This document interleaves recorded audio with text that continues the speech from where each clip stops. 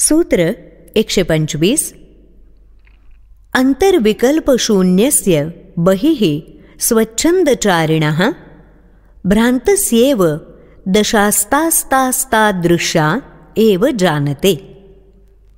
ज्या पुरुषाच्या अंतर्यामी कोणतीही शंका विकल्प नाही, जो बाह्यतः भ्रमिष्ठासारखा स्वच्छंद आहे, तो अशा पुरुषाच्या वेगवेगळ्या स्थितींचं मर्म आणि अर्थ त्या स्थितीला पोहोचलेलाच जाणू शकतो. नाथ सांगतात, आत्मज्ञानाला प्राप्त झालेला माणूस निशंक, निर्विकल्प, निर्विचार असतो. नेमकं सत्य असत्य, नित्य अनित्य काय आहे हे मर्म त्यानं जाणलेलं असतं. त्यामुळे त्याच्या मनाची वृथा धावपळ थांबलेली असते.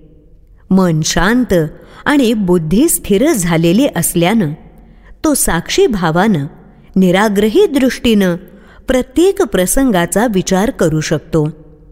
त्याच्या वर्तनात स्वीकाराचा अथवा त्यागाचा कोणताही अट्टहास, दुराग्रह नसतो.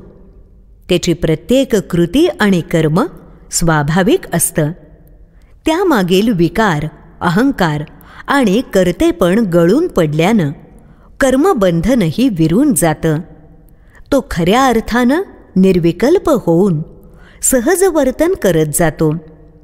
एखादा भ्रमिष्ट जसा स्वच्छंदपणे वागतो, तसं ज्ञानी माणसाचं वर्तन बाह्यतः स्वच्छंदी भासलं तरी ते अंतर्यामी, केवल, निर्लेप असतं. समाजात तो रीतीला धरून वर्तत असला तरी तो स्वतः मुक्त असतो. त्याच्या जगण्याची तऱ्हा वेगळी आणि अनाकलनीय वाटली तरी जो त्याचं मर्म जाणतो तोच त्याला समजून घेऊ शकतो. समविचारी, समदृष्ट व्यक्तीच परस्परांना जाणून घेऊ शकतात. त्याच परस्परांची नेमकी वृत्ती, मानसिकता आणि वर्तन समजून घेऊ शकतात. त्यांच्यात संघर्ष होत नाही. विकार, विचार, अहंकार, कर्तेपण, त्यामुळे निर्माण होणारं भय, चिंता, स्वार्थपूर्ती, द्वंद्वात्मक अवस्था इत्यादी बाबी मुळातच आणि मुळापासून विरून गेल्यामुळे आत्मज्ञानी केवलचित्त असतो. त्याचा प्रत्येक क्षण निर्लेप असतो. पूर्वग्रहांची काजळी नसल्यानं त्याचं चित्ताचं पात्र सदैव स्वच्छ, पारदर्शी असतं. ज्यानं ह्या स्थितीची अनुभूती घेतलेली आहे, तोच ह्या स्थितीत असणाऱ्या व्यक्तीला समजून घेऊ शकतो.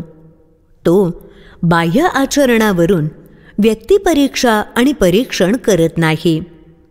सर्वज्ञ महागुरु श्री अष्टवक्र मुनी यांच्या दिव्य उपदेशानं आत्मसाक्षात्कार घडलेला राजा जनक स्वानुभूतीच्या आधारे आत्मज्ञानी पुरुषाची लक्षणं सांगत आहे.